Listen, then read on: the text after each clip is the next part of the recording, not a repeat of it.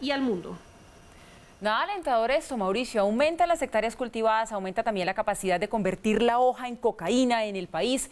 Un panorama que la verdad pues ya no lo esperábamos, pero ante esa realidad pues también uno entiende que la erradicación por un lado, la sustitución por el otro se perfilan como esas grandes soluciones, pero cada una tiene un reto. Usted escuchaba lo que decía el alto comisionado, el señor Archila, acerca de la desfinanciación que tiene el país frente al tema de la sustitución. Y por otro lado, cuando se piensa en que regrese la aspersión con glifosato, pues también está el reto de poder hacerlo bajo esos lineamientos que ha dejado la Corte. O sea que ninguna de las dos cosas está fácil de hacer. Lo cierto y lo triste es que seguimos siendo un país donde el narcotráfico es uno de los principales males y es un chicharrón grandísimo para este gobierno. Usted tiene razón, Paula. Lo primero que hay que decirles a los televidentes que en este momento como que se confunden con las cifras, si en ese mismo noticiero me habían dicho hace 2 semanas que habíamos llegado a 220.000 hectáreas y ahora me dicen que estamos en 170.000, ¿cómo así que subió si lo que hizo fue bajar?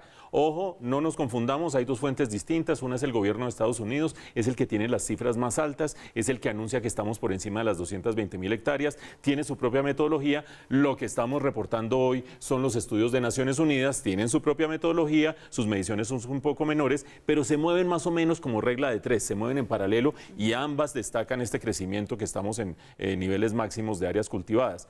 Entonces uno se pregunta, bueno, la política del presidente o el propósito del presidente de erradicar ojalá el 70% de esta área que está cultivada, y ojo que no estamos hablando de erradicación manual, de acabar con esos cultivos en términos generales, ¿es viable o no? Y uno tendría que arrancar por decir cuál es la fuente del crecimiento de estos cultivos. Ustedes saben que los hemos dicho muchas veces en este noticiero, quiero destacar solamente 2. Uno de ellos, los incentivos que dio el proceso de paz, porque mediante estos programas de sustitución voluntaria se le prometía a una serie de familias que se le iban a dar hasta 30 millones de pesos por sustituir voluntariamente sus cultivos. Eso quiere decir que familias que antes no cultivaban se metieron a cultivar y se fue expandiendo el área cultivada. Pero el otro tema lo tratamos cotidianamente aquí. Las FARC se desmovilizan, dejan un vacío de poder en el suroccidente del país, en el nororiente del país, en el Urabá antioqueño, y se empiezan a llenar de cultivos esas regiones.